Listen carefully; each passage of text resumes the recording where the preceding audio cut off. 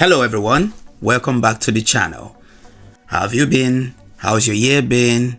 Mine's going great. Enough small talk, let's talk film. So a few months ago, a friend of mine got a couple of free tickets. He offered me one. As a film nerd, as a film lover, I gladly obliged. The title of this film was Anora. The poster looked nice. I mean, it was just a girl and she looked cute. Wasn't really familiar with her face. I was just curious, and free ticket. Who's gonna say no to that? Not a bad film, I have to say. Very, very in your face. When I mean in your face, I mean there were lots of headlights, so to speak, in your face in this movie. Right bang, from the first shot, from the first frame, you're already getting, lots of skin. Very good acting. The dialogue was very, very energetic. Long story short, we actually didn't even finish the movie. Some nonsense popped up with my friend and his partner, and they made a little bit of a scene at the cinema. Interesting choice of words, but yeah, we kind of got kicked out. Actually, we excused ourselves from the building, but it was like basically a step away from getting kicked. This doesn't. I confess, I actually didn't get back to watching this movie. It just kind of faded into my mind, because when I don't finish a movie, it just tends to delete itself gradually and gradually. But then I heard it got an Oscar nomination. Oscar nomination? Okay, this must be a big deal then. Me hearing that this movie that I never finished, that I wasn't even rating that much, got an Oscar nomination. Could it actually be that there is more to this movie than meets the eye? So I did go back and I rewatched Anora. Here is a recap. So we meet our main character, Annie, short for Anora, obviously. Annie meets a spoiled Russian brat. Spoiled Russian brat spoils her so hard, she gets lost in the sauce, gets married within a week. Spoiled Russian brat's parents hear about this marriage. They go ballistic.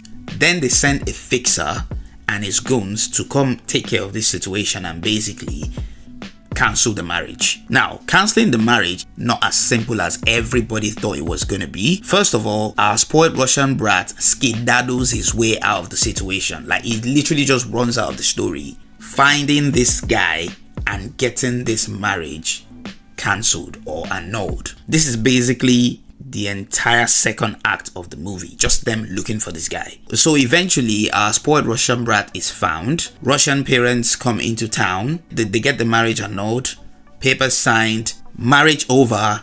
Annie gets paid for her troubles, gets taken back home. End of film. Now, here's what I think. It goes without saying, first of all, that my expectations in this movie were subverted more than a few times. Imagine this with me, yeah? If I had told you to visualize a movie about an angry Russian family, sex workers, drugs, sex, nude scenes, fight scenes, and the end of this movie is a thug being asked to take care of the stripper, this movie is not what you would imagine. Majority of the fight scenes and the violent acts being perpetrated are done by the female characters, and most of the time the victims of this violence are the actual thugs. There was something about the energy and the vibe of this movie, the relentless energy, the constant chaotic vibes that dominate every single scene gave me flashbacks about this Adam Sandler movie. The very, very relentless nature of every scene, the way everything seems so frantic and like it's always so tap, tap, tap, tap, tap, tap, tap. The thugs are meatheads, yes, but they're not particularly violent. Rather than being cold-blooded and physically threatening like typical Hollywood thugs, these guys are more well-meaning. They are more sensitive. They are more delicate, for fuck's sakes. The movie just, kind of like just flips the stereotypes all over the place. One of these thugs, Garnick, is a soft, bumbling caricature who looks more like he belongs in a Home Alone movie, if I'm being honest. The other thug is Igor. Igor is just a chill guy, to be honest. He's really just a chill guy. That's the best way I can explain it. Most of the time, it doesn't really look like he wants to be there. It looks like somebody who's just, doing this for the money, basically. He's not emotionally invested in anything. He just feels as long as he's there doing his job, nobody's really gonna have a problem with him. He seems to be the muscle of the operation, but the most violent thing Igor did in this movie was smash up a candy shop with a baseball bat. And also, as the muscle, is primarily saddled with the responsibility of handling Annie. Then we have Toros, the fixer. He's driven, he's assertive, but he also gives like a demeanor of, somebody who's always tense, always frustrated about something. He always seems like he's on the brink of a mental breakdown. Even the big bad Russian family everybody's been scared of the entire movie, by the time they showed up, they weren't really that scary, to be honest. The mom tries her best to be as intimidating as possible, but the worst she could really manage was threatening to destroy Annie's house and a car if she had one. The husband is a regular looking guy, basically. Also a popular Hollywood trope. Sometimes the most regular looking guy could be the most dangerous, but this guy looks regular, acts regular. He's basically just a regular guy. What's really fascinating about this character is he genuinely looks like he couldn't be bothered about anything that was going on. Like, yeah, he's pissed about his son's situation, but at the same time, it looks like the wife is the one doing all the heavy lifting and he's just here because, well, he has to be here, I guess. This man constantly genuinely looked like he would rather be anywhere else than be around his crazy ass family. It's so hilarious that the only time this guy ever really showed any proper emotions was when he burst into a fit of laughter, uncontrollable laughter. Annie and his wife were having the most shadiest, nastiest exchange of words, and this brother was laughing his head off. One of the funniest scenes in the movie, to be honest, because it was almost incomprehensible why he was laughing so hard. In my opinion, that was probably like the first time he saw somebody properly stand up to his wife and give her some back for once. Anyways, the annulment is done, papers are signed, it's time for Annie to get, and basically Igor is tasked with the responsibility of getting her paid and getting rid of her. In my Hollywood conditioned mind, I was so scared for Annie. I was still thinking, the big twist is still coming, isn't it? This is basically a tragedy and we're watching Annie's tragedy unfold in real time. Is this the part where the thug gets to like pop Annie at the back of her head when she's not looking? Annie is going to turn up dead in a garbage bin somewhere, isn't she? Like, that's gonna be the final scene of the film. Different scenarios were just popping into my head, like, where is Annie's story? What's going to be the natural conclusion to this entire saga? My mind couldn't help but wonder what kind of dark ending this movie was preparing us for. Which brings me to the most confusing and controversial aspect of this movie, the ending. So, Igor gets Annie her money. That surprised me, I'll be honest. I didn't think they were even planning to pay her. Then Igor drives Annie to like literally a doorstep.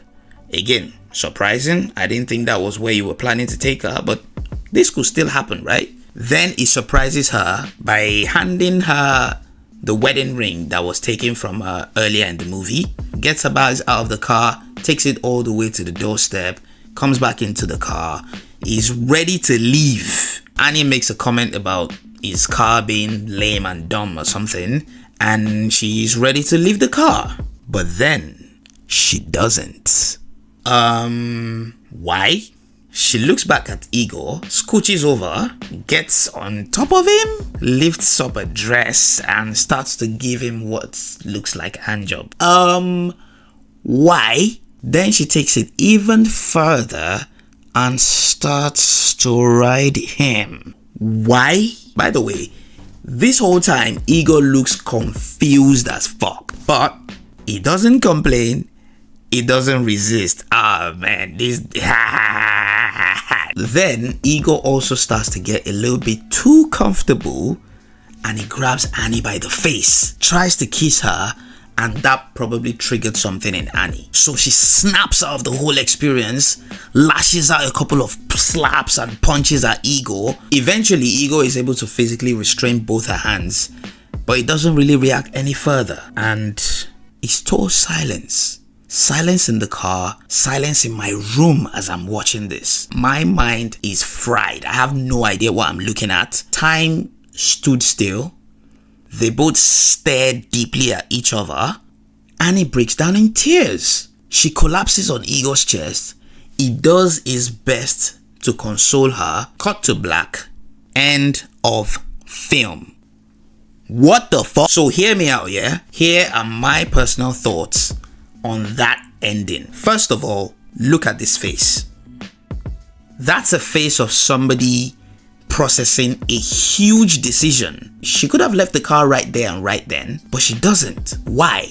Personally, I feel like it's because something different has just happened. Something absolutely out of character. From Annie's point of view, yeah, this feels like the first time in a long time someone has actually done something for her, not because they want her to owe them, not because it's transactional. This was done simply because Ego genuinely cared about her, but she feels like she needs to do something in return, and her only way to deal with this is to offer up what she feels every single man wants from her: sex. Now, this is where things get even more twisted, because her offering up herself was already something, but Ego wanting even more intimacy in this moment is what completely took down her defenses. I think it says a lot how a reaction was basically to let out multiple emotions at the same time. In this moment alone, Annie gets spooked, surprised, violent, calm, vulnerable, scared,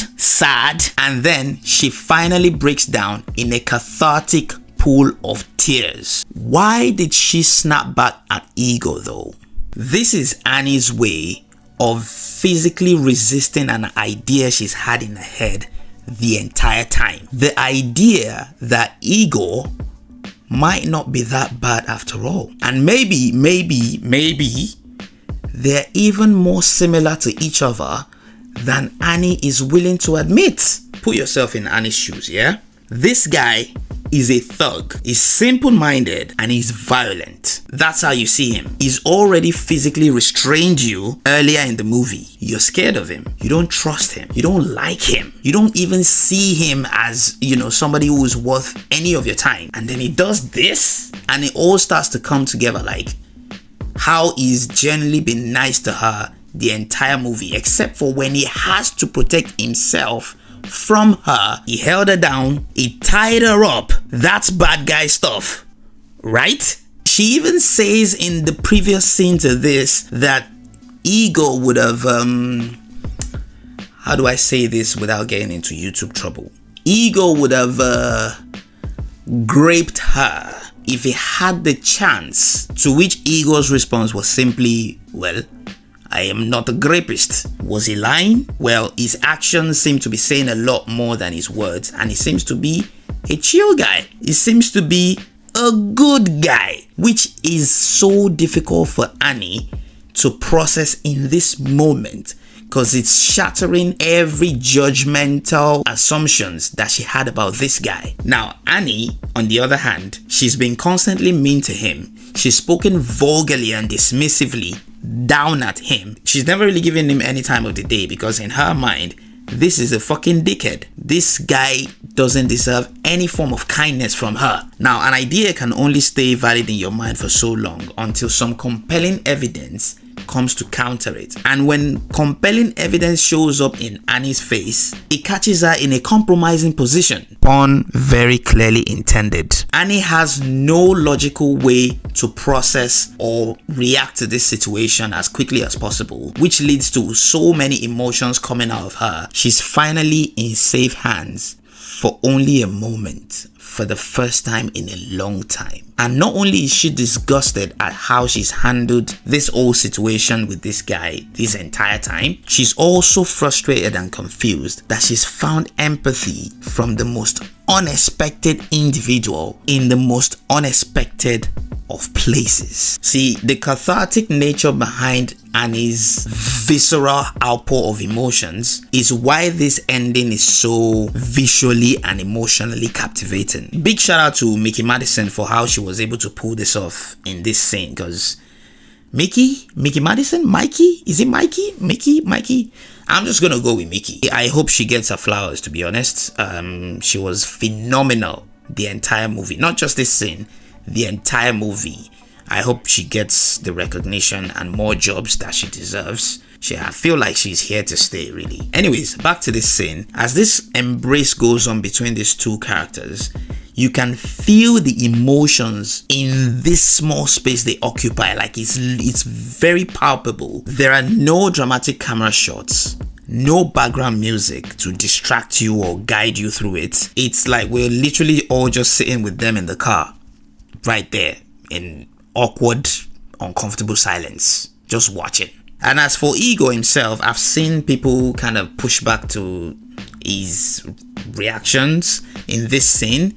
You know, like, why did he choose to enable what Annie was doing? Like, why didn't he just decline, or why didn't he push her off? But I feel like Ego is also being misunderstood in this situation. Ego is still a straight regular guy at the end of the day. At no point did he imply he was not attracted to Annie. Sure, he's not gonna force himself on her, but at the same time, he's not particularly going to complain when a young attractive lady is literally offering up herself to him. Watch that sexual sequence again and you can see Ego is literally locked in to Annie's face. He's looking directly at her face, he's looking into her eyes. Sure, he's also fine with her fondling him or whatever, but he is not trying to feel like one of our clients at the strip club. In this moment, what Ego wants is Anora, the human, not Annie, the exotic dancer. This was why it was so big on the eye contact, and most likely why it also went in for the kiss. See, this whole thing for Ego wasn't about sex. It was about intimacy. The film nerd in me couldn't help but notice how there were so many visuals like coming full circle. The parallels and similarities between these two characters were constantly hinted visually all through the film. All the time you tend to realize they are always in close proximity with each other, like literally next to each other most of the time. Next to each other on the couch at the villa. They're next to each other at the back of Toro's car. They're next to each other at the airport. They're next to each other in the plane. And then back at the villa again, they're next to each other, which then leads to them being next to each other in Ego's car. Sure, this whole thing might be coincidental, or it might not even mean anything in the grand scheme of things. But to me, I choose to see it as two individuals with their similarities and differences who come from humble backgrounds but are forced by circumstances to do jobs that are not glamorous simply for the sake of survival. The thug and the stripper. Speaking of visuals, I personally enjoyed the juxtaposition of Annie being physically on top of a man at the beginning of the film, and then also being physically on top of a man at the end of the film, but in different contexts. You know, in the beginning, she's in her comfort zone basically. She's smiling, she's in charge, she's in control as she grinds on this random man.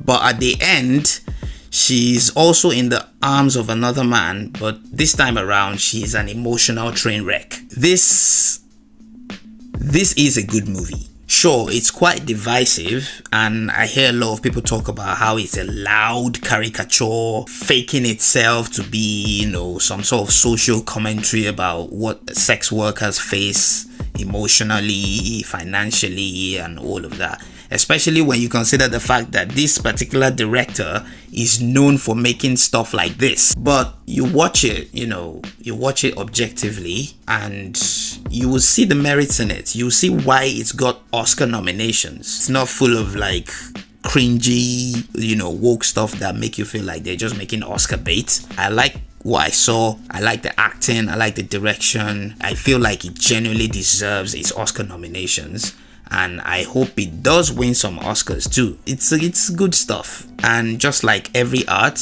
it's subjective. How you feel about it says more about you than it says about the art itself. Anyways, that's how I feel about this movie, the ending. That's how I feel about the controversial aspect of it. Let me know what you think. Let me know if you feel like it deserves its Oscar nominations. Let me know if you think Mickey Madison or Mikey, oh my god, I need to check this girl's name.